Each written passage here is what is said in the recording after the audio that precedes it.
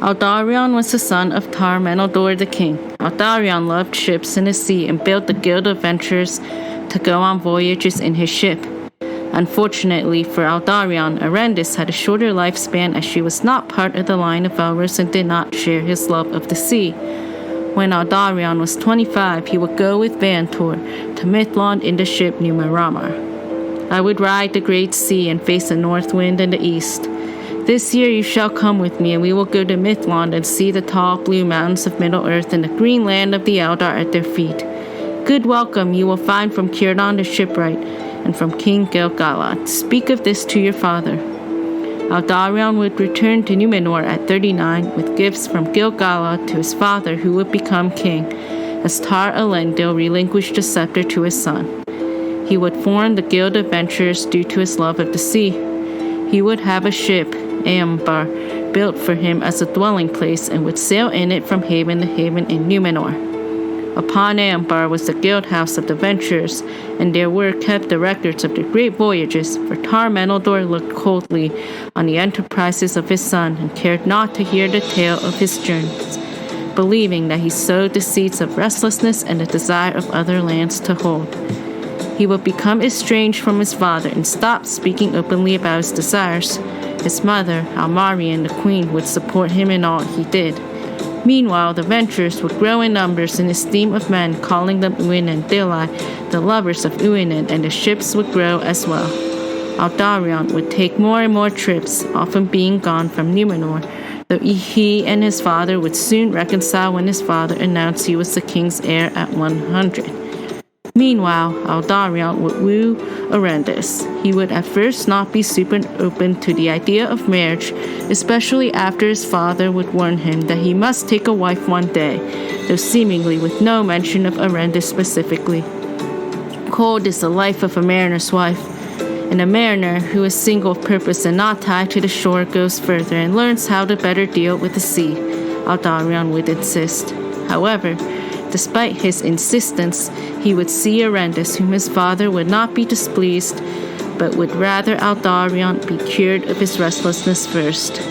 Meanwhile, Erendis would meet Aldarion in the feasting of Tar-Meneldur and immediately recognized his beauty and splendor and would not look for any other suitor. She deemed that Aldarion was too high, yet she looked on no man with favor thereafter, and every suitor she dismissed.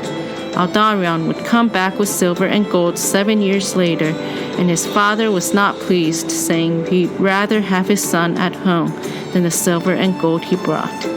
Aldarion had persuaded Erendis to join him on his voyages, though Erendis would not budge, as she did not share the passion of the sea. "Nay, Aldarion," she said, "I rejoice that the world yet holds such things as you tell of, but I shall never see them. For I do not desire it. To the woods of Númenor my heart is given. And, alas, if for love of you I took ship, I should not return. It is beyond my strength to endure, and out of sight of land I should die. The sea hates me, and now it is revenged that I kept you from it and yet fled from you. Go, my lord, but have pity and take not so many years as I lost before."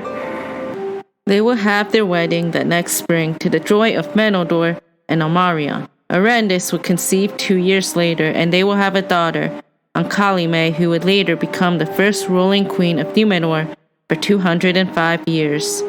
After the great ship Palaron was built, Aldarion would depart, leaving Meneldur wrathful, though he would not force his son to stay. He was away so long, and Erendis would despair and ask the queen's leave. Aldarion would come back and see that Erendis was gone from Tar-Meneldur, and he was grieved. However, he would find her again riding one day in the forests and would ask for her hand in marriage, but she would be reluctant, presumably due to Aldarion's long voyages, though her love for him was still strong. At their wedding, Aldarion would announce that he would be gone for 2 years. Erendis would experience a new kind of anger. She hated the sea and now even trees that once she had loved, she desired to look upon no more, for they recalled to her the masts of great ships. Therefore, along she left Tar-Meneldur and went to Emeria in the midst of the isle, wherever, far and near, the bleating of sheep was borne upon the wind. She would go with Ancalime while Aldarion would ride on to j.r.r. Storny and later continue on with his plans. Aldarion would leave the next morning and summon Erendis to bring his daughter to Tar-Meneldur, much to the surprise and dismay of Erendis. She wept from grief, though mostly anger. Aldarion would go to the homecoming of Ulbar before going on to Tar-Meneldur. He would get a letter from Gil-galad, warning him of a new shadow rising in the east, and that would also confirm the importance of his voyage. Aldarion became king in 883, and it was said that he was determined to visit Middle-earth at once. He would go back to Romana after Llywelyn returned to Haven, dwelt in his ship, and gathered men to Tar-Meneldur the next day. After returning from Emeria, he would see his father. "Aldarion, my son," he said sadly, "the king would say that you also show cold insolence and contempt of your kin, and yourself condemn others unheard, but your father, who loves you and grieves for you, will remit that. Erendis I have loved, and since our hearts leaned the same way, I have thought that she had much to endure that was hard." Aldarion would become king, and there was a council about his resolve. Meneldur would conclude that the letter to Gil-galad seems fit to the holder of the sceptre. Aldarion fell to his knees before his father. "Father," he said, "ask the king to forget my insolence to him, for he is a great king, and his humility sets him far above my pride. I am conquered, I submit myself wholly. That such a king should resign the sceptre while in vigor and wisdom is not to be thought." "Yet so it is resolved," said Meneldur. "The council shall be summoned forthwith." Meneldur would agree to hold the sceptre until the time of Erendis in the spring. Erendis was dismayed after hearing a rebuke by the king whom she had trusted. "He is swift to strike," she thought. "So should I have foreseen.